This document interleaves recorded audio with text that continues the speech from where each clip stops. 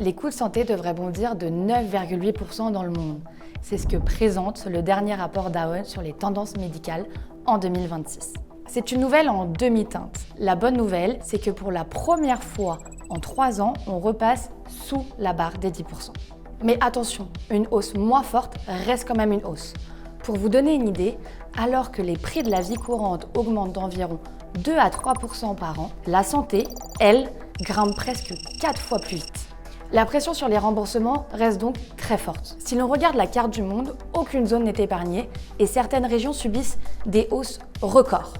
L'Amérique du Nord enregistre une hausse de 9,3%, tirée par les thérapies innovantes comme la génétique ou encore l'obésité. Tandis que l'Amérique latine et les Caraïbes avoisinent les 10% de progression en raison de la dépendance aux importations et aux soins hospitaliers coûteux. En Europe, l'augmentation est plus modérée, 8,2% en moyenne.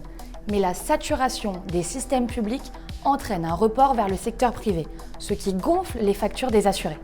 Le Moyen-Orient et l'Afrique connaissent une hausse record, plus de 15%, alimentée par la hausse des expatriations, mais aussi due aux maladies chroniques et à la dévaluation monétaire qui augmente le prix des médicaments importés. Enfin, la zone Asie-Pacifique affiche 11,3% de hausse. Un résultat lié au vieillissement rapide de la population et à l'usage croissant des technologies de pointe. Mais qu'est-ce qui alimente réellement cette hausse globale ? L'accélération des technologies médicales est une première explication.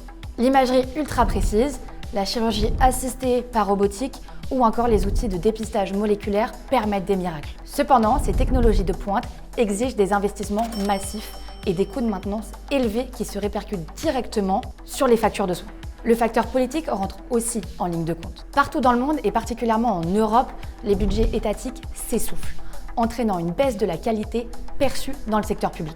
Les patients se tournent alors vers le secteur privé pour obtenir des soins rapides.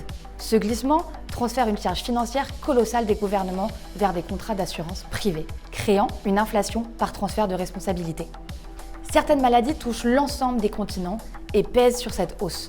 Les maladies cardiovasculaires, les cancers et la pression artérielle augmentent significativement les coûts de santé partout dans le monde.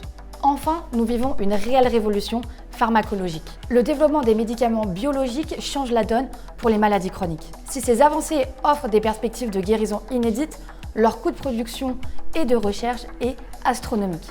L'usage croissant de nouveaux traitements spécialisés, notamment dans la gestion du poids et du diabète, transforme radicalement le post-pharmacie et pèse lourdement sur le montant final de la facture santé. Dans ce contexte, naviguer à vue est devenu trop risqué. L'assurance collective internationale est le meilleur stabilisateur.